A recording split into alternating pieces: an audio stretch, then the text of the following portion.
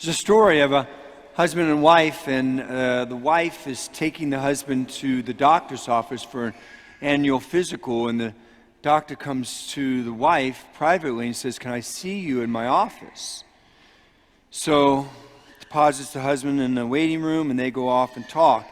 Doctor says, the health of your husband is not good. In fact, it's in a precarious state. So I'm going to have to do a lot of work to get him back on track so he can live. But you can help along the way. I need you, as we're doing this plan, for you to remove all stress from his life. So here's what I suggest. You take him home, and when you get home, you cook him his favorite meal. And when he's done with the meal, then you send him off into the living room. You turn on a ball game, bring him a beer, and just, make sure he relaxes. When he gets up in the morning, make sure you get up before him and you cook a hot breakfast, and then don't burden him with the dishes so he goes off to work. While he's at work, you take care of all the things he normally does in and around and outside of the house so he's not burdened by that when he gets home. And when he gets home, make sure you're right at the front door ready to receive him and to figure out what it is that he needs and take care of all of his needs. Well, the wife listens to all of this, right? Silently, politely. When the doctor's finished, she collects her husband and they're in the car on the way home. And the husband turns to the wife and says, "Well, what did the doctor say?" Wife says to the husband, "Doctor says you're going to die."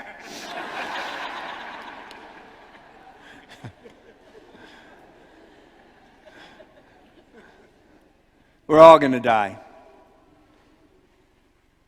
Medical fact. We're all going to die.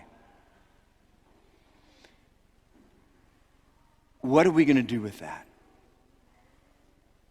The fact that we're all going to die. Seek ye first the kingdom of God, and all of these things will be added to you. I want to tell you this story. This is a story between a father and his son. Just as the father is getting ready to send his son off to college, first day of college. And so the night before, they have dinner, and they have this discussion. It goes something like this. Father says to the son, "Hey, so proud of you, son, and all that you've accomplished in your high school career. And here you are, the night before, heading off to college. And I think, are you still interested in studying business? Isn't that what you said you wanted to major in?" Son says, "Yeah, I'm so excited, Dad. It's going to be a lot of fun. It's going to be a lot of work because I'm going to do business analytics and also marketing. I'm going to do a double major." Father says, "Wow, that's ambitious. Now, when you're done with college, I just, humor me. Just let's think beyond that. Like, what do you hope that will prepare you for in the next stage of your life?" The son says, "Well, get a good job. And maybe I don't land there at that first job. Maybe it's 2 or 3 jobs later, but find a good job, get to the right position, make the right amount of money that I want to be able to make, and and the job, I want it to be meaningful." Father says, "I love that plan. So how would that prepare you for the next stage of your life?" And so, "Well, I'll be ready, financially ready, so look for a woman, get married, we'll have 1 or 2 children." Father says, "Grandchildren. Yeah, that's good. I like that. All right, so what will that do prepare you for the next stage of your life?" And so I said, "Well, we'll raise the children. We'll educate them. We'll take them through school. They'll do extracurriculars. They'll do sports. We'll just grow them up as a family. And then, of course, when they graduate, they'll go to college or a trade school, and they'll hopefully find the right spouse and have a few children. Great-grandchildren for you." Father says, I just love this whole plan. Now, how will that prepare you for the next stage of your life? And the son said, "Well, all along, we'll have a house, we'll pay off the mortgage, I'll be paying into retirement.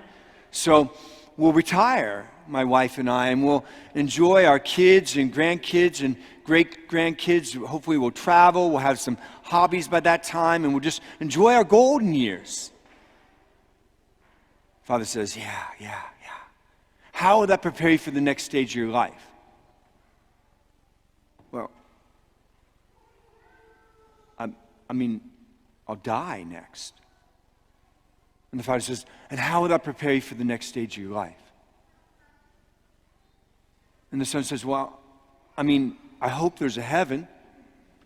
I hope I get into heaven, and my wife and my family and other people I love get into heaven. And the Father says this, son, I love you. And I really love that you have this plan. But nowhere in this plan have I heard you prepare for what's next after death.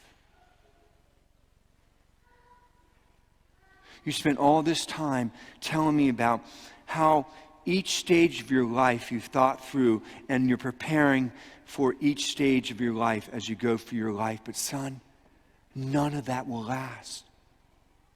And you can't take any of that with you. And none of that, son, will get you into heaven. Your job won't last, won't get you into heaven. Your position, your money, your house, your retirement, your vacations, other people, none of that.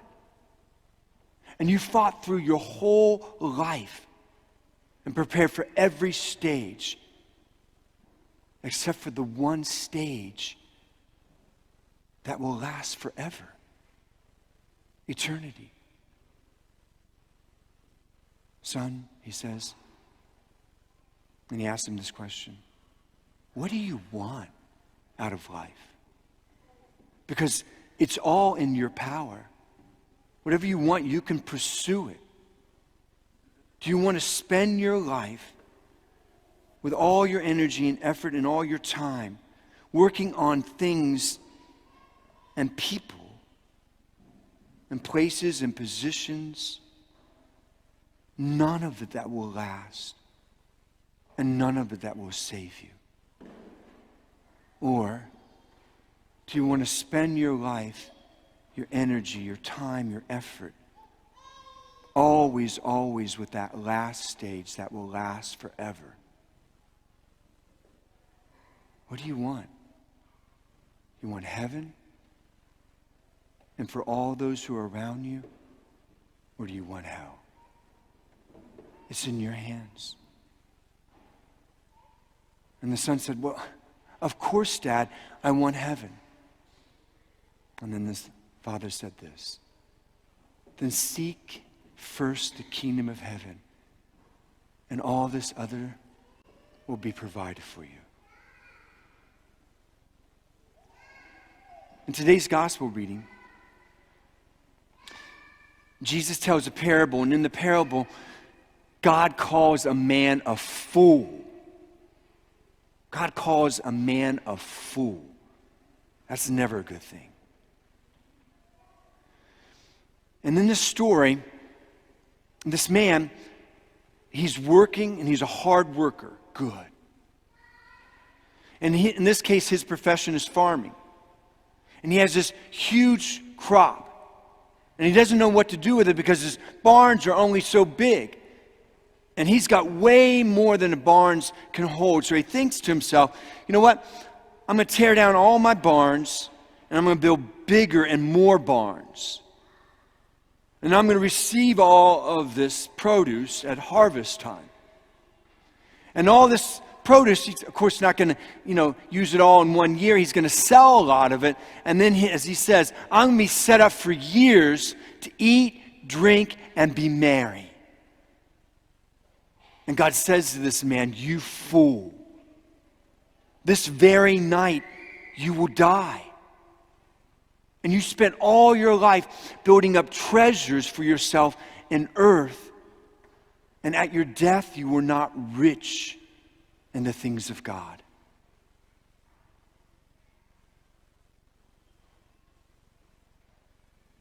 What do you want?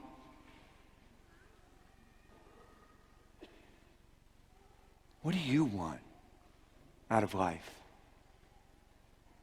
Do you want to pursue all the stuff that the world tells us to pursue? And a lot of it's good. Do you want to seek that stuff?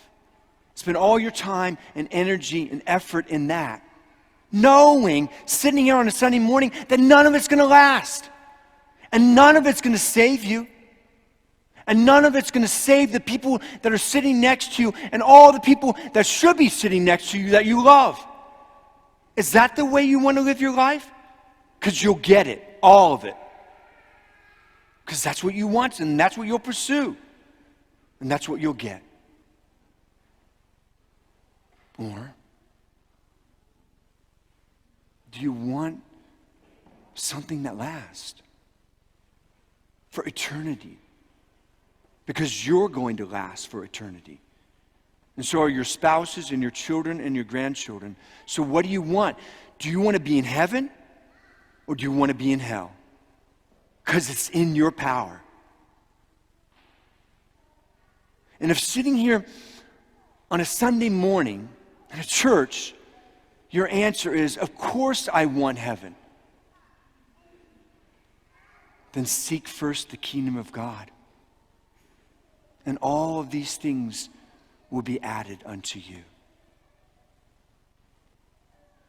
But it isn't the other way around. No matter what stage you're at, like if you're a young person, or you're a parent of a young person, or if you're in your middle years or your older years, it doesn't matter. If you're young and you seek first the kingdom of God, then God will shape your mind and your heart and your priorities and your values, that you'll pick a college or a trade school where you don't lose your faith in God. But in fact, that you grow in faith, even as you get a major, and you do well. And you'll pick that job or land in that job where you don't become an workaholic and pursue the God of money and make yourself and everybody else in your life miserable. Not because money's bad, because that's what you pursue. But if you seek first the kingdom of God, you'll find a job. And you'll be able to provide for yourself and your family and for so many other people in this world that will need your means to help them. And it won't be all about you. And if you seek first the kingdom of God, you will find the right person for you. Like the one that God made for you.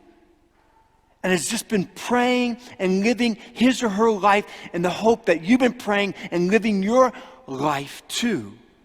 In such a way that when you find one another, that's the one who's not only going to be your spouse, but is going to spend his or her life living and dying for you to get into heaven. Through Jesus Christ. With Jesus Christ. And all for your life, with your house, with your vacations, with your hobbies, with your pursuits, with your retirement, in your golden years, with your life with your children, your grandchildren, and your great-grandchildren, with your problems with your health, when your losses and your suffering, and your doubts and your questions, not just the good, but the bad. Seek first the kingdom of God and you'll find it. And not despite all of this, but in all of this, and you'll miss nothing out of life. You won't diminish your life.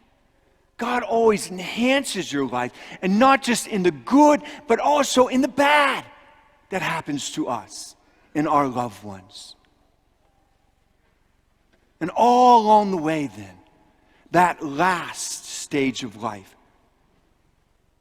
will color every other stage of your life. Seek first the kingdom of God, and all of this other stuff will be added unto you. What do you want?